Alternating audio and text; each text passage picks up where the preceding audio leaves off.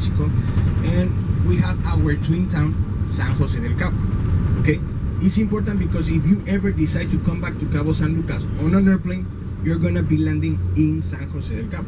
Because here in Cabo San Lucas, we have no international airport yet. We're working on that. So the estimate says that by the middle of 2026, we might have receiving international flights here in Cabo San Lucas.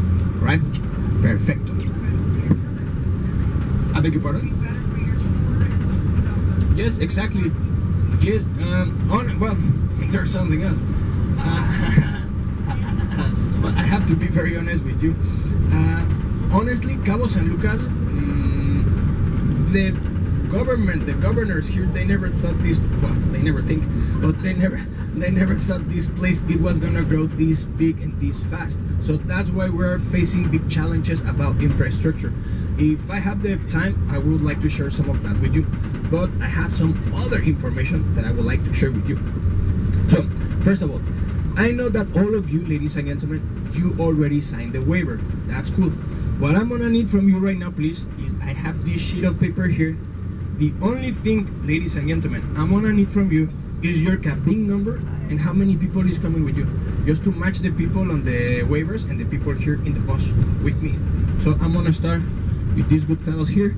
And in the top of the clipboard, there is a pen. They're gonna pass it to the back, and once it reaches the end of this row, you're gonna pass it on this side, and it's gonna end up with you two beautiful ladies right here. Right. Also, amigos, I know that some people around the world, they like to collect pens. This is the only pen that I have for working. Okay, so if it might come back, that would be a nice touch. Now, I'm sorry about my voice. It's been a long weekend here, but once again, welcome to Cabo San Lucas. Now, for safety reasons, I have to be seated right here in the front. I trust in Ivan, but I don't trust in the rest of the drivers. And just like we say in Mexico, amigos, vámonos.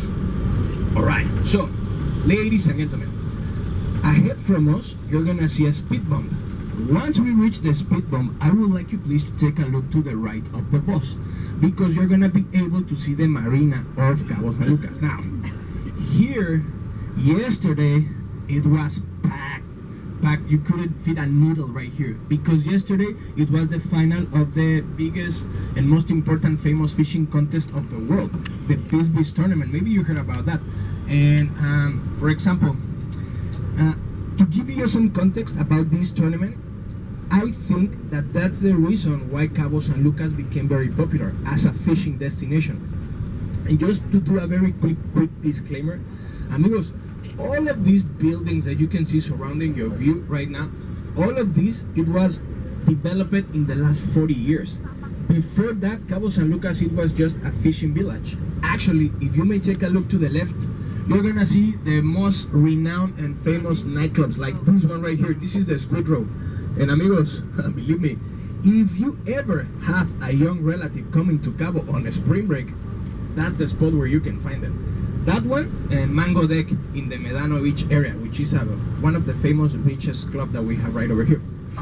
Now, going back with this topic about the fishing and about this tournament that I was mentioning to you, I would like to give you a little bit of background about it, because in my very personal opinion, one of the biggest entrepreneurs for the developing of Cabo San Lucas, the way we know it nowadays, it was a man called Robert Bisbee.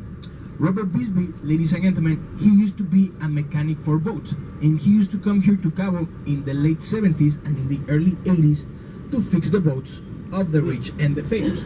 And along these excursions, Mr. Robert Bisbee, he realized about the potential of this place, and that's the reason why back in 1982, 43 years ago, Mr. Robert Bisbee and most of his friends, very wealthy friends, they founded what nowadays is the most famous fishing contest in the world, the Beast tournament.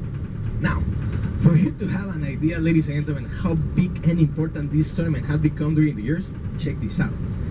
The very first edition, 43 years ago, the winner back then, they won $10,000. Amigos, the winners yesterday, they won close to $7 million. That's insane, just to catching a fish.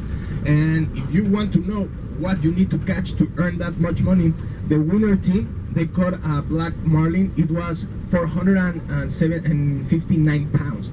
It was not that big because 2 weeks ago in another fishing contest, they call it the Little Bisbees, and that tournament is done in La Ribera in Cabo, like about 100 kilometers through the